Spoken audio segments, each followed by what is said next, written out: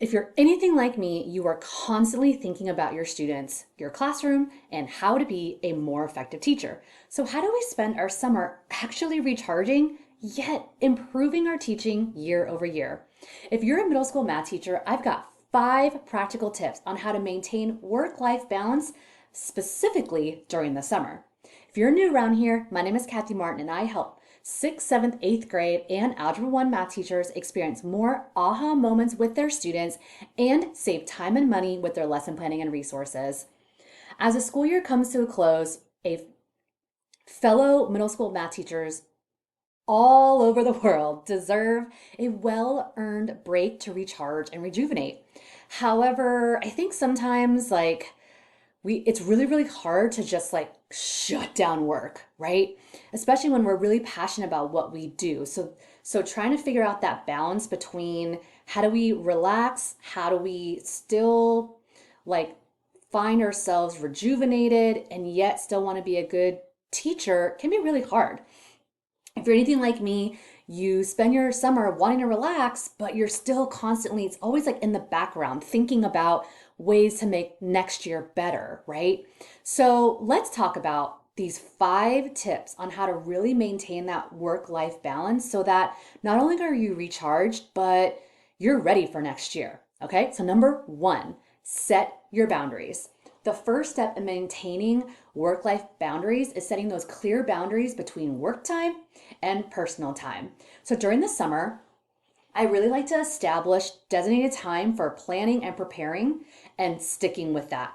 So creating a separate space at home, if that's possible, for work tasks to minimize distractions and to maintain focus. One boundary that I set personally during the summer is I don't think about school 4 weeks after my last day of school. So for me, we usually get out of school second week of June. So I don't, from the last day of school till about July 4th, I don't think about school at all. At least I really try hard not to. It's really important for me to spend that first month off of school, like really decompressing. Like my body is still in fight or flight, stressed out, end of the year mayhem mode. And it takes me about a month to really calm down and finally be able to relax. Then I can come back and slowly think about the next school year. Okay, number 2, prioritize your self care. I know that this is so cliche, but seriously, you got to prioritize it during summer break. Don't just spend every day on the couch vegging out during watching Netflix. I mean, if that's what you want to do, great. I'm definitely not going to judge you for it, but we have to have a balance of sitting on the couch, vegging out, and getting up and moving our bodies, okay? So, you have to think about how you're going to replenish yourself physically, emotionally, and mentally. And some of the things I do is I like to schedule time to rest and recharge. This means if I'm watching Netflix, I'm not on my phone because doing the two things, you're not really resting, right? Your brain is on the phone. I like to schedule time to go exercise, whether that is going for a 20-minute walk outside or going to an actual class or taking a meditation class. Whatever it is, I schedule it. Practicing mindfulness, being in the present, letting go is super important. And I try to really get back to that during the summer. Okay.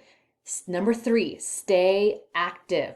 Body in motion stays in motion. And if you are I want you to be your healthiest self. And when we are sitting and vegging on the couch, we're not being our healthiest self. So find ways to incorporate movement. It's going to make you happier. It's going to boost your mood. It's going to reduce stress. And the best part is that during the summer, it's the perfect time to schedule time at the gym or, like I said, going to a yoga class, going to Zumba, because everybody is at work. And when you can go during the daytime, like that 9, 10, 11 o'clock hour, generally those places are pretty quiet. And I encourage you to do it because you can. Number 4, connect with loved ones. I know that most of us have friends who have full-time jobs, so they're not like available just to like have lunch or whatever, during the day, but maybe you can. And it's the perfect time to get together with your actual teacher friends to go to lunch without being interrupted, and you're not on a time clock because the bell's going to ring in 10 minutes. Take some time to get together with the people you care about, whether it's your family, whether it's friends, and spend time together. That's just super, super good for the soul. And then finally, number 5, schedule in some professional development when you are ready. Okay. I put together your premier online professional development event called the Middle School Math Summit. It is intentionally scheduled for July 29th through the 31st, the very last few days of July. And I've done this specifically because the end of July allows us to get plenty of summer relaxation in with the flexibility to attend online PD at home and really at your leisure. The Middle School Math Summit is usually like the kickoff point for me to start getting excited about the new school year. I'm filled with inspiration and excitement with all the things I want to implement. I'm getting all these brand new ideas. I'm connecting with other middle school math teachers, and it's super, super exciting.